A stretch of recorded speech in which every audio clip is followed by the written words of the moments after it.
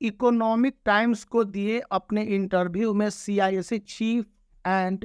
Chief executive officer Gary Rathore ने स्पष्ट रूप से 2024 के बोर्ड एग्जामिनेशन को लेकर 3-4 इंपॉर्टेंट बातें कही हैं, या यूं कह लीजिए कि उन्होंने कह दिया है कि बोर्ड एग्जामिनेशन किस तरह से होगा। सबसे पहले उन्होंने यह बताया है कि यह जो बोर्ड एग्जामिनेशन है पूरी तरह से सिलेबस बेस्ड होगा। सिलेबस बेस्ड मतलब कि कोई भी क्वेश्चन सिलेबस को कर्टेल कर दिए गए। कुछ सब्जेक्ट में आईसीएसई के 50% तक है एंड आईएससी के भी, इंग्लिश में ले लीजिए, और कुछ सब्जेक्ट में स्टूडेंट के सिलेबस को 65% तक 70% तक कर्टेल किया गया, तो वहां से होंगे बचे हुए पार्ट से। दूसरी बात है कि 2023 के जो क्वेश्चंस हैं उनको रिपीट नहीं किया जाएगा 2024 के बोर्ड एग्जामिनेशन में। 2023 के single integrated board examination ICSE and ISC के थे, तो वे रिपीट नहीं किए जाएंगे, इसलिए स्टूडेंट को यहाँ पर बचे रहने की जरूरत है।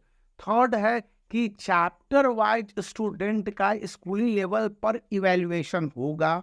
और उसके बाद इनके रिपोर्ट स्कूल रखेंगे, यदि सीआईएससी को जरूरत पड़ेगी तो वो मांगेंगे। और उसके बाद है कि बोर्ड एग्जामिनेशन से पहले प्री बोर्ड एग्जामिनेशन तक प्रैक्टिकल प्रोजेक्ट और एसपीडब्ल्यूएस के मार्क्स को लेकर मैंने वीडियो पहले ही बता दिया है कि आपको किस तरह से मार्क्स देंगे। तो वहां पर बताया है कि इस बार जो एनालिटिकल थिंकिंग या क्रिटिकल थिंकिंग वाले क्वेश्चंस है उनको 40% तक आईसीएसई के लिए एंड 30% तक आईएससी के लिए बढ़ा दी जाएंगे, क्योंकि आईएससी के स्टूडेंट के लिए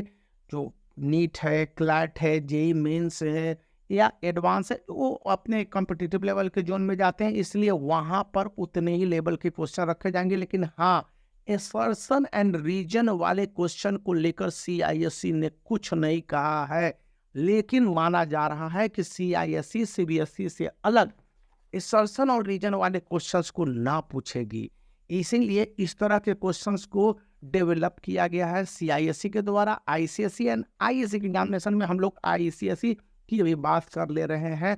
और यहाँ पर एक और बातें सामने आई है जो मैं आपके साथ शेयर करना चाहूँगा कि आईसीएसई एंड आईएससी के 2024 के बोर्ड एग्जामिनेशन में स्कूली लेवल के बाद के, यानी कि जो board examination integrated out of 80 marks या 70 मार्क्स के पेपर होंगे, उसमें स्टूडेंट के इवैल्यूएशन को लेकर उसके जो marks wise categorization chapter wise और सब्जेक्ट वाइज हैं उसमें यह इसी तरह से दिए जाएंगे। यानी कि अगर किसी एक क्वेश्चन के लिए 5 मार्क्स है तो वो अभी कई पार्ट में बटे होंगे